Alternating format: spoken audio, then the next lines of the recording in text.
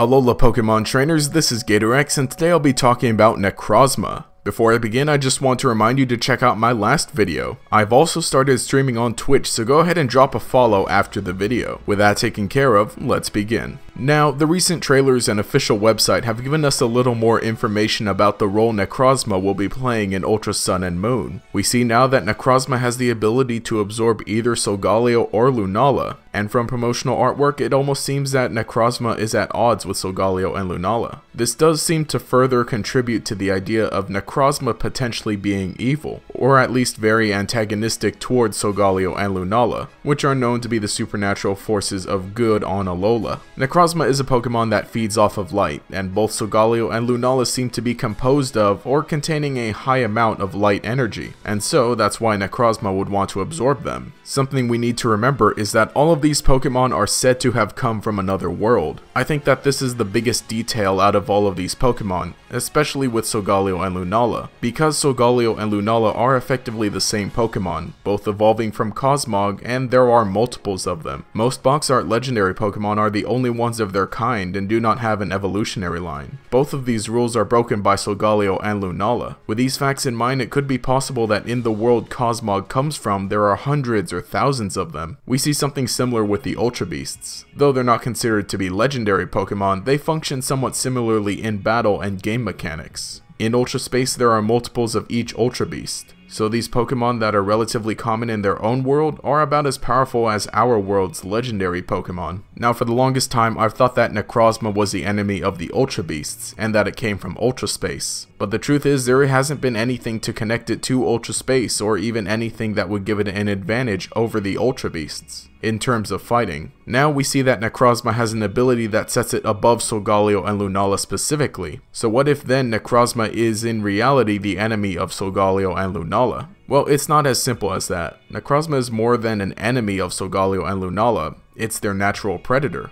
As stated before, the official Pokemon website gives details that Necrozma uses light energy to stay active. Not only that, but it has a dangerous nature and goes into a rage searching for light energy. On top of that, it's in pain the whole time it searches. Necrozma truly is a twisted Pokemon. Its existence is one of pain until it can feed off of more light energy, and it potentially finds that in the form of Solgaleo, Lunala, Cosmog, and Cosmoem. It is debatable whether or not this necessarily makes Necrozma evil. Apparently, it's just trying to survive. But I suppose we'll have to wait for a definitive answer. Until then, I'm just gonna say Necrozma is evil. Now, for one of the most mind-blowing connections I made with this information. Remember when Lusamine captures Nebby? The containment unit that she used bears a bit of a resemblance to Necrozma. It's not a perfect resemblance, but it is black and angular just like Necrozma. I think it makes sense that the Aether Foundation, or at the very least Lusamine, knows about Necrozma and its abilities to be able to capture Cosmog and its evolution line, and so the containment unit was made with that in mind. Speaking of Nebby, this is probably the greatest discovery of all. Nebby getting in the bag was a very popular meme, but it never occurred to me until now that this is the exact reason Nebby doesn't want to get in the bag. Its natural instincts are to avoid being captured by Necrozma. Dark and cramped spaces are reminiscent of exactly the thing Cosmog are supposed to avoid. Little did we know that Nebby was just afraid of getting captured by Necrozma the whole time. Well, anyway, that's all I've got for this video, but let me know what you think. Is this definitive proof that Necrozma is evil, or is there some other good reason for Necrozma to be absorbing Solgaleo or Lunala? Leave a comment down below and we'll continue the discussion down there. Also, remember that my Twitch channel is linked in the description below. Hopefully I'll be streaming Pokemon stuff every weekend, so go ahead and give me a follow and watch if you can.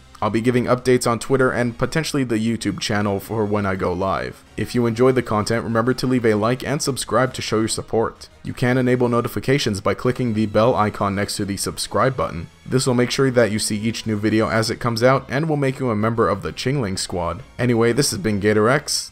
Have a nice day.